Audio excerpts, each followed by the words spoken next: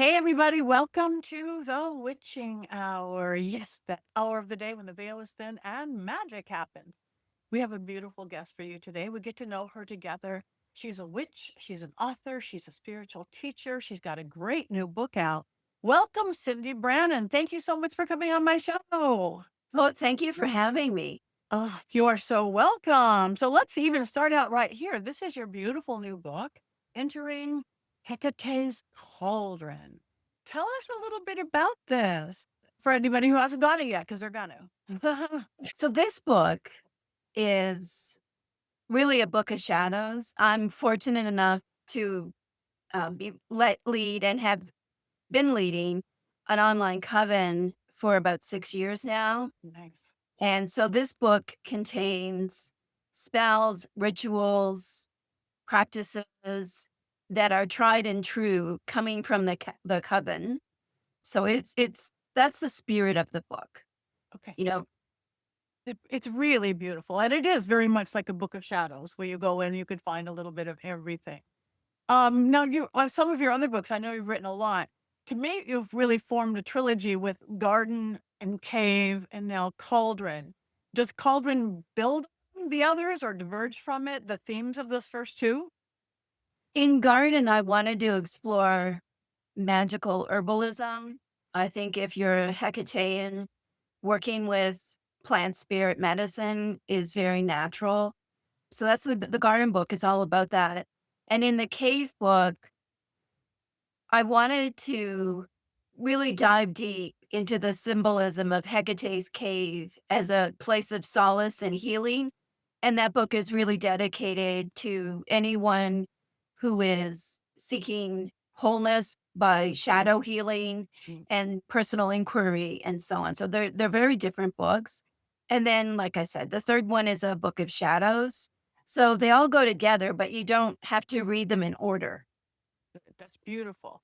So in this book, crafting rituals, you literally guide readers step by step from altar setup to spell crafting, animal spirits, initiations. Which practice, like somebody, we have a lot of like new to the craft people or craft curious people. Which practices do you think are most maybe transformative for modern witches or new witches or witches in here in 2025? I would say having some sort of sacred space, like an altar. It can be a corner on your dresser. It doesn't need to be elaborate, but some sort of space that is dedicated to your practice, that merges connecting to the divine and spirits with aspects of, the craft part of witchcraft. So it can be really simple, but I would say some kind of altar. Okay. That's a really good answer because it's true. Again, in this world we live in, there is no safe and sacred space almost anywhere. You walk out of your home, you walk out of whatever. So probably a needed thing all the way around. That's good. Thank you. Um, your work actually literally interweaves like young inspired psycho spiritual models and rituals and things. How do people use Hecate's archetypes healing with the trauma that's going on now? Because it's beautiful how you've done this. Well, thank you. And this is such a great question. Yeah. I mean, we live in such a troubled world. And for those of us, who are on the margins, witches and queer people and people of color, differently abled people, we're living in a time when we're seeing all the progress that's been made in recent decades. We're seeing pushback from political figures, some political figures, especially in the United States. Yeah. And Hecate has come through over the last decade, really, in such a powerful way to so many people individually, but also culturally. She showed up in television shows, in popular music videos. She showed up. You can see her themes, even, like you can see Hecatean themes and like a newer Lady Gaga video. And Dua Lipa had a video out a few years ago that had Hecate's wheel in it. So you can see that she's becoming not only very personally relevant for many people, but also like culturally. She's a spirit. And Hecate comes to the forefront when we are at crossroads. And also, we're seeing this phenomenon when she's coming through when our society is at this crossroads. The old order is crumbling. Yes, right now it's pushing back and pushing back hard for some people in particular. And at the same time, there's the wheel is turned. Like, it's the last vestiges of this old order. That doesn't mean it's going to be easy. Part of it is just to be aware that Hecate as a phenomenon is present in these moments. And that when we are in our darkest moments, that is when Hecate, that's where she abides. Yeah. We were at those crossroads moments, do I stay or do I go? How do I go on? So she's there. And, she offers us that comfort of a place that she can accept as an offering, our struggles, our worries, our depression, whatever it is. And that's a sacred offering to her. And also culturally, you know, to see her as a spirit that is, because she is the crossroads, she's the threshold, she's the tipping point. And to know that she is at work in a greater sense. I think there is some comfort in that. I think so too. It's literally, I mean, historic sources really call Hecate the soul of the world in so many ways. And this archetype, it's kind of shaping, how does that archetype shape your understanding of her and what she is? It's so interesting. So Hecate is anima mundi. That this Yeah. comes from a specific ancient source known as the Chaldean oracle. So it's this fascinating collection of fragments that are thought to be like channeled text, basically. And Hecate in this sacred text is the soul of the world, and she's this divine mediating force between humans and all life on earth, not just humans, but animals and the natural world, and the greater forces like the celestial forces, the planets. And, that really positions Hecate as the world soul and also like among us. Like she is here with us. She's not a sun god that's who knows where, somewhere up in heaven doing who knows what, but more than likely we're in trouble with him. She's among us. And if we look at her history, that's always how she's portrayed. Like she's at the crossroads, she is the threshold, she is this psychopomp, which means soul guide, world soul that understands like the mortal existence and also connects us to the deeper world of spirits, the other gods and goddesses, whatever it is, that she unlocks all of this for us. So for me, Anima Mundi is a really fascinating aspect of Hecate to entertain. Yeah. Yeah. That is beautiful. That was first I read onto that, and that's pretty amazing.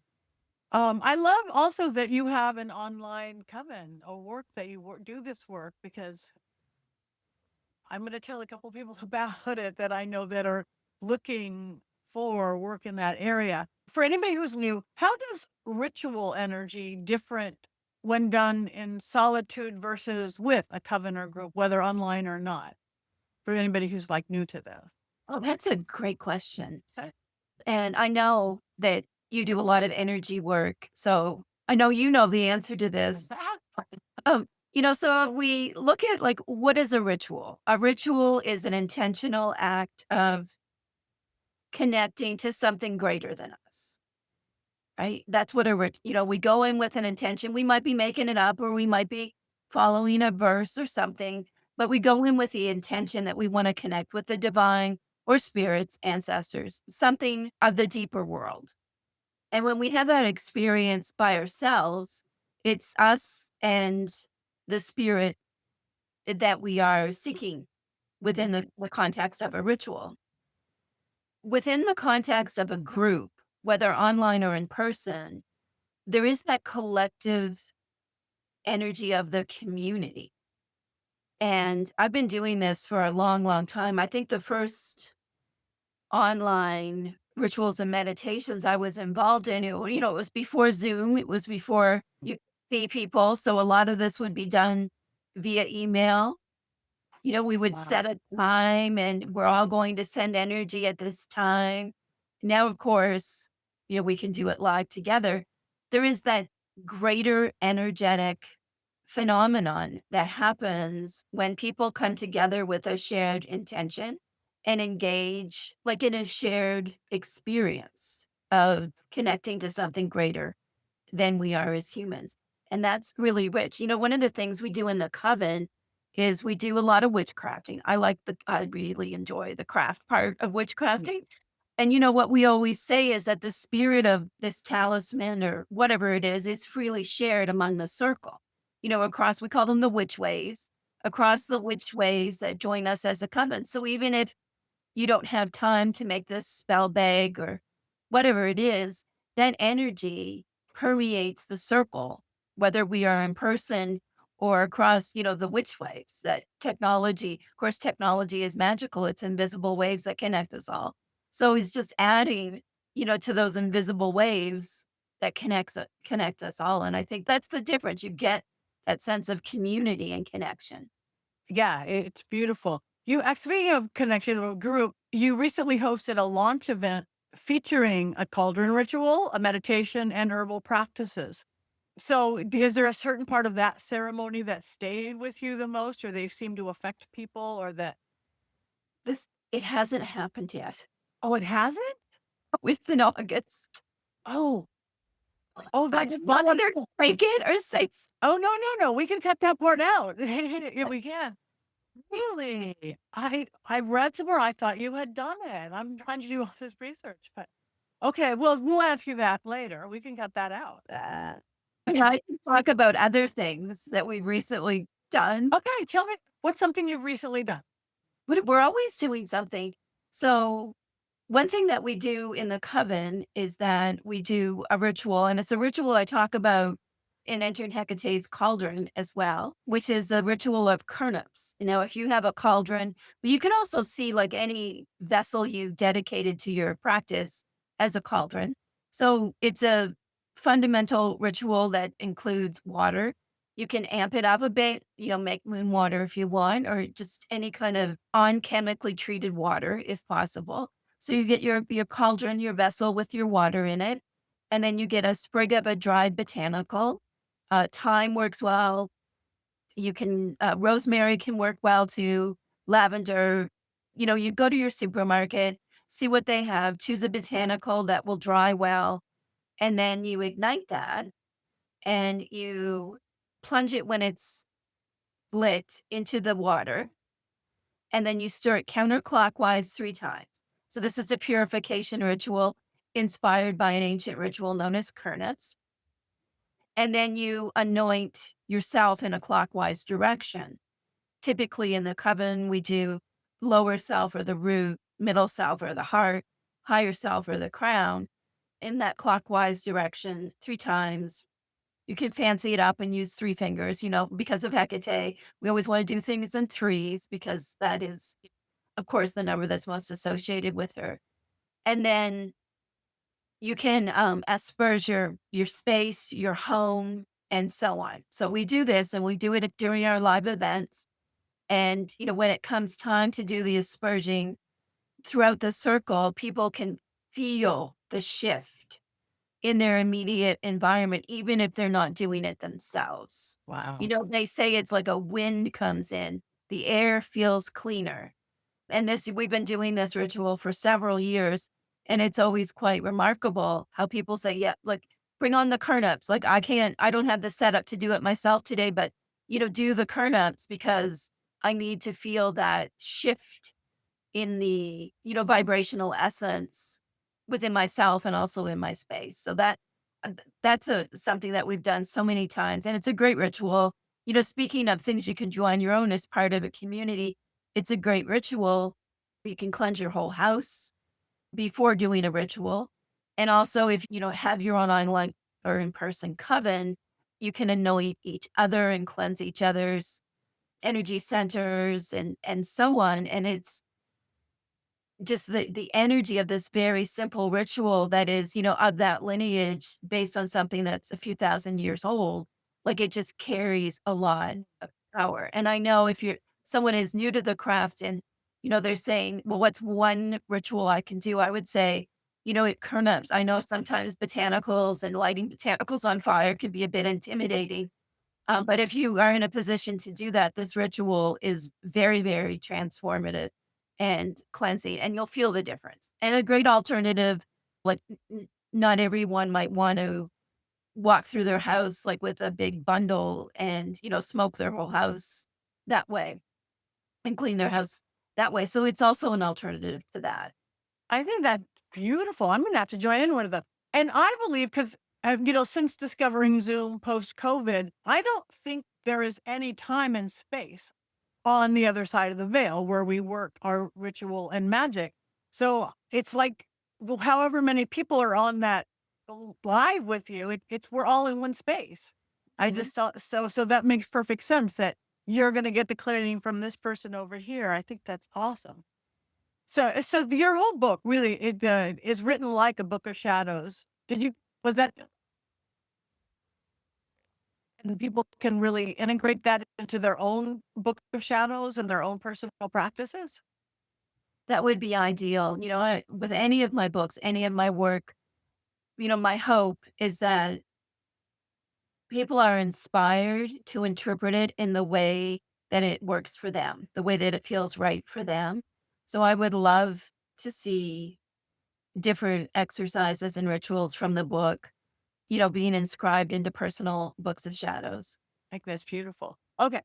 So let's going back. You really do merge psychology. This is because this is my world too. What I you merge psychology, ritual, ecology, feminine archetypes, and given the state of the world, which we were talking about, what role can Hecate, like Hecate-centered witchcraft, play in collective, literal healing or environmental stewardship, of which we need so much right now? Because you mentioned that she is the goddess for right now. Well, this is a great question. And I think I talk a little bit about this in the Cauldron book, bringing in her epithet as Hecate Physis, which in the modern sense of physis, we think of like physics or physician, but in the original meaning of the word physis, it means of the natural world. And this is a very central role to an understanding of Hecate historically and also personally. I've noticed over the years that Hecate is often a call to action to, like you said, to environmental stewardship and being more mindful and of how we engage with this world. And for some people, that's activism. For some people, that's composting. Whatever it is, but there's that aspect because Hecate is very much a goddess of the moment. She abides at the crossroads, and the crossroads is the moment. It's the now, right? Um, she also, of course, with her three heads, looks to the future and the past. But here in this moment, drawing from that kind of historical database of her as being so aligned with the natural world, I think she often calls us to service. And service can look so different for so many people. For some people, it is environmental activism. For some people, it might be, volunteering for a cause that they're passionate about, especially helping dogs and, people who are on the margin. You just as a spirit, she often calls us to unlock our potential, and I don't mean that in a weird prosperity gospel way. I mean it, like what is our soul's mission? What lights up for us and how can we help light the way for others? Mm. And we were talking earlier about, what do I think is like one foundational practice? And I said some kind of sacred space. Doesn't matter what it is, make it uniquely yours, make it mean something sacred to you. And then, another question people will say is, well, how can I honor Hecate? I want to propitiate her. I want to let her know that I appreciate her. And I would say, acts of service, big to small. And even I'm gonna draw in something controversial here, if you'll Okay, bear with me for a moment. go for it. Okay. So there were these rituals that we call Hecate suppers today. And so this was done in parts of the ancient Mediterranean over 2,000 years ago. So in this ritual, the household went through cleansing. And part of that is very controversial because there was a sacrifice of a puppy. And I know none of us want to think about that because we love our dogs, but it was a different culture and they had different values around animals. And, that is the historical record. We're not interpreting something. That's what it says. But the idea was that something sacred was offered to her and that the household was cleansed and a beautiful meal was created with cheese and so on and the ritual sacrifice. And this was taken to the crossroads. But also, there's this other part of this practice that a lot of people don't talk about that is a little controversial. That part of the practice, again, based on historical records, not my opinion, Hmm. was something called Marta, which in a practical sense was taking all of the ritual leftovers and the sweepings from the house, like, basically taking out the garbage, but the garbage was part of the offering to Hecate. Huh. And like I said, I've said this over the years, and people sometimes have very strong reactions to this. But what I know is that for me, for about 20 years now, this has been part of my honoring Hecate around the dark moon, is that, like we sweep the floors, we have a big wood stove and a big hearth. So we like take the ashes. And part of the monthly ritual that my wife and I do is we take all of this along with a Hecate supper, a lovely meal, and leave it at a special place that we have, our Hecate tree. Oh, So, this is so there's something about offering Hecate what perhaps no longer has value to us, but seeing that as sacred too. And that maps onto another aspect of her from antiquity, which is Babora Forba. This one is lesser known, but I really like this one. And over the years in teaching, and in the cave book, I have a chapter dedicated to Babora Forba. So Babora Forba translates as the filth eater. And again, can be controversial. Why would Hecate want garbage? Why would Hecate eat filth? But it's this idea that, like, she is all mother, great mother, she of three forms, and that by offering her what is no longer of use to us, that she transforms it. And and that's what catharsis is, right? When I said Catherine Martyr, that's where the word catharsis, that cleansing comes from, whether it's a psycho-spiritual catharsis, we're letting go of things we've been holding on to far too long, or if it's, that performative act of like, here, we no longer need this, so we'll offer this to you. And I think being like service can go from something very big to small acts like propitiating Hecate in some way on the dark moon, the astronomical new moon. Um, I think that's like the heart of being Hecatean. And I think doing that, whatever way people do it, that changes you. There's something about taking your offerings to the crossroads with sincerity that really invites her in and empowers us. that is beautiful. And I don't know that at all. So this is I'm learning this all the time and I like it. This is beautiful. So how did you get on this path? Both either the witchcraft path, was this something you were like born and raised into? And then specifically Hecate. Well, I was certainly not born into the witchcraft path. I was raised in a Pentecostal household. Oh, yes. But I was always the little oddball who, talked to the spirits in the woods and made little potions and always loved plants and animals and didn't really fit in at all. So I don't, I wish. I get asked this question. I'm like, I wish I could point to a moment and say this happened and then I knew I was a witch. It was very natural and gradual. I've always been a goddess lover since I was a teenager. With Hecate, it was a very specific event that was quite mundane. I had been involved with goddesses for many, many years at this point because for me, at my age, I've been doing rituals involving goddesses for over 40 years at this point. Me too.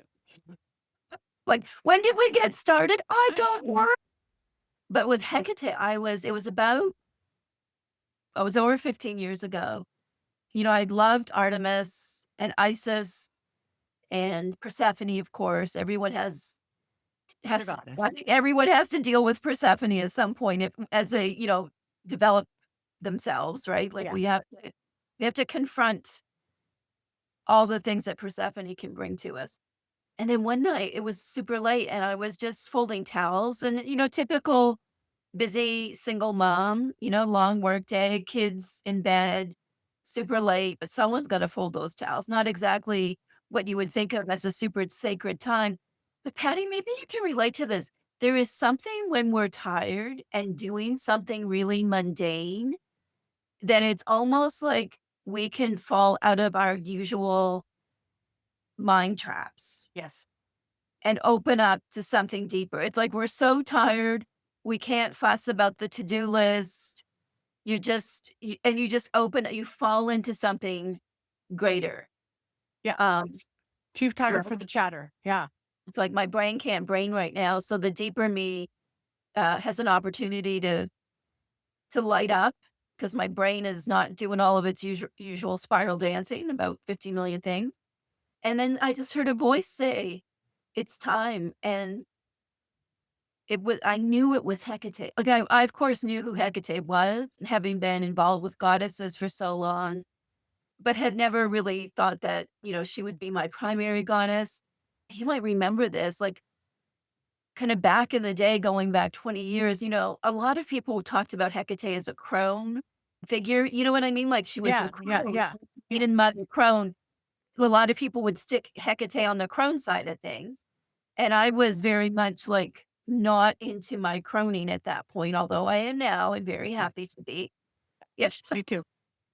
And so she came through and there was just this whole really transformative period of my life that I felt like I was showing up in my own life, and really letting go of my old career and moving. We moved house. We ended up here in this tiny fishing village in the middle of nowhere.